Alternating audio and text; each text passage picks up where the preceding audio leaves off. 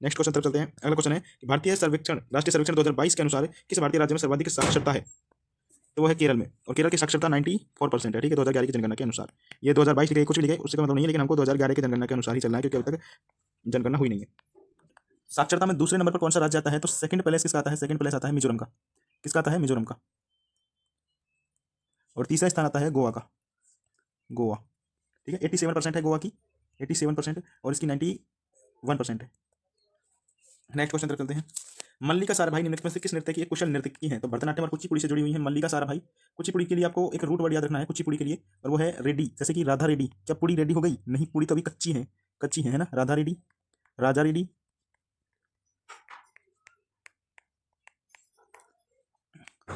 शोभा नायडू, शोभा नायडू। ठीक, शोभा नायडू भी सी में।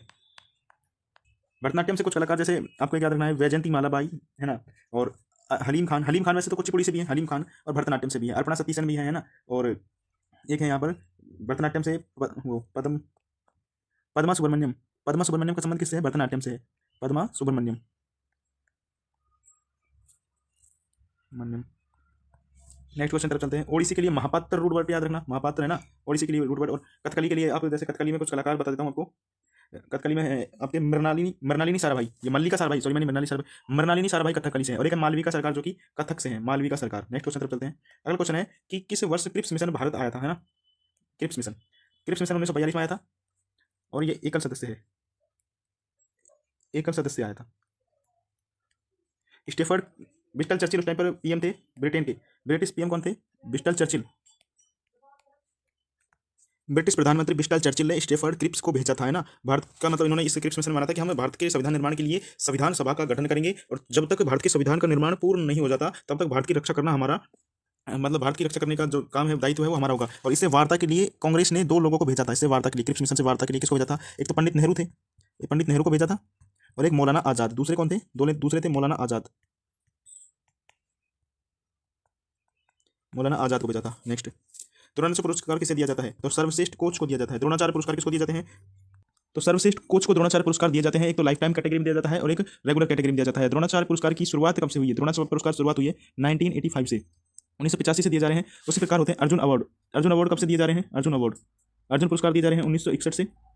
और मेजर ध्यानचंद पुरस्कार, जिनको कहते हैं राजीव गांधी खेल रत्न अवार्ड, खेल रत्न पुरस्कार की शुरुआत कब हुई थी? 1991 में। लेकिन इनका नाम बदलकर, इन्हीं का नाम बदलकर मेजर ध्यानचंद के नाम पर कब किया गया? 2021 में, 2021 में। ठीक है, नेक्स्ट क्वेश्चन तरफ चलते हैं। अगला क्वेश्चन है, उस भारतीय व्यक्तित्व की पहचान करें जिसे मोहिनी अट्टम के योगदान के लिए संगीत नाटक अकादमी यानी एसएनए 2021 दिया गया है। रिसेंट में मिले जो अवार्ड होते हैं जिन कलाकारों को, उन कलाकारों के पूछने का चांस बहुत ज्यादा हो जाता है। नीना प्रसाद, है ना, मोहिनी अट्टम की जननी। मोहिनी अट्टम की जननी तो मैं बता चुका। मोहिनी अट्टम से कुछ बात बताता हूँ आपको। मोहिनी अट्टम को ही हम कहते हैं जादूगरनी का नृत्य। जादूगरनी का नृत्य कौन सा नृत्य है? तो वो मोहिनी अट्टम है। इसमें चमेली के फूलों का प्रयोग किया जाता है, चमेली के फूलों का प्रयोग किया जाता है। और इसमें कसाबू साड़ी पहनी जाती है, कसाबू साड़ी पहनी जाती है। ठीक, केरल में कौन सी साड़ी होती है? कसाबू, तो वही साड़ी यहाँ पर पहनी जाती है। एकल महिला द्वारा किया जाता है, एकल महिला द्वारा मोहिनी अट्टम नृत्य जो है वो किया जाता है एकल महिला द्वारा। इससे संबंधित एक केरल का महाकाव्य है व्यवहार माला। कौन सा है? व्यवहार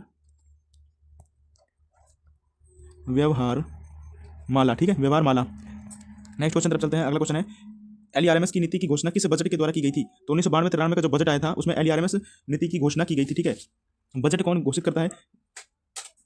तो जो वित्त मंत्री होते हैं, फाइनेंस मिनिस्टर होते हैं, वो बजट घोषित करते हैं। क्या हमारे संविधान में बजट शब्द का उल्लेख है? क्या हमारे संविधान में बजट शब्द का उल्लेख है? तो हमारे संविधान में बजट शब्द नहीं है। हमारे संविधान में है वार्षिक वित्तीय विवरण। क्या है?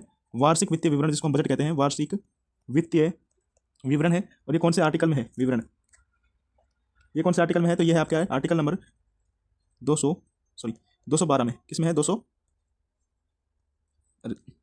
आर्टिकल नंबर 112 में, 112 में वार्षिक वित्तीय विवरण 112 में। आर्टिकल नंबर 280 में क्या है? वित्त मंत्री, वित्त मंत्रालय।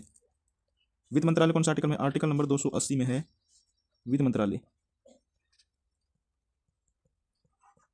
नेक्स्ट क्वेश्चन तरफ चलते हैं। अगला क्वेश्चन है, और आज का अंतिम क्वेश्चन, कम ही क्वेश्चन मिल पाए थे आज के लिए। ठीक है, 2021-22 में, नेक्स्ट क्वेश्चन है 2021-22 में भारत में किस भारत भाषा में सर्वाधिक समाचार पत्र प्रकाशित हुए? तो अभी के टाइम पर हिंदी में ही सबसे ज्यादा समाचार पत्र प्रकाशित होते हैं, तो हिंदी में ही हुए थे। ठीक है, 2021-22 में आपको सोचना है कि भारत का फर्स्ट समाचार पत्र कौन सा था? फर्स्ट समाचार पत्र कौन सा था भारत का? ठीक है, तो वो था द बंगाल गजट। कौन सा था? बंगाल गजट, बंगाल गजट था। और ये कब आया था? 1780 में आया था। 1780 में आया था। आपको कमेंट करके बताना है। आपका क्वेश्चन ऑफ द कमेंट है, क्वेश्चन ऑफ द कमेंट ये है कि इस समाचार पत्र के समय, बंगाल गजट समाचार पत्र के समय भारत के गवर्नर जनरल कौन थे? गवर्नर जनरल नहीं, भारत के गवर्नर कौन थे? गवर्नर पद था उस टाइम पर, गवर्नर जनरल पद नहीं था। ठीक है, गवर्नर जनरल का पद आया है 1833 से। 1833 के आया था गवर्नर जनरल का पद, लेकिन भारत के गवर्नर थे इस टाइम पर 1780 में। वो कौन थे? आपको कमेंट करके बताना है। और आज मेरे को इतने ही क्वेश्चन मिल पाए, ठीक है, क्योंकि हमारी जो शिफ्ट थी उसमें इतने ही क्वेश्चन थे। इसमें मैंने पहले क्वेश्चन करवा दिए थे 20 और 15-16 क्वेश्चन हो गए थे। इतने ही क्वेश्चन इंपॉर्टेंट थे इसमें। इस सीरीज में, वर्दी सीरीज में, हम सिर्फ इंपॉर्टेंट क्वेश्चंस को ही लेते हैं। प्रीवियस ईयर में जो इंपॉर्टेंट होते हैं, प्रीवियस ईयर के क्वेश्चन, उनको ही लेते हैं। जो एक्स्ट्रा क्वेश्चन होते हैं या करंट अफेयर के जो क्वेश्चन होते हैं उनको नहीं लेता हूं मैं। साइंस के क्वेश्चन बहुत ही कम लेता हूं, क्योंकि उनके लिए मैं अलग से आपको कुछ करवाऊंगा, है ना। करंट अफेयर की बिल्कुल मैं कह रहा हूं आपको, बिल्कुल भी कोई बैच परचेज करने की जरूरत नहीं है। दिल्ली पुलिस में बैच परचेज करने की जरूरत नहीं है। कुछ टाइम बाद हम मैथ और रीजनिंग की क्लासेस भी अगर लगाएंगे, आपका प्यार अगर अच्छा रहा तो ठीक है, मिलता रहा तो। लेकिन जीएस के लिए मैं पर्टिकुलर बता रहा हूँ, जीएस के लिए आपको कोई बैच लेने की आवश्यकता नहीं है। जीएस और कंप्यूटर दोनों यहाँ पर फ्री ऑफ कॉस्ट आपको करवाए जाएंगे, बिल्कुल फ्री करवाए जाएंगे, है ना।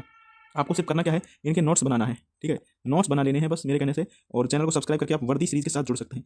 जिसने भी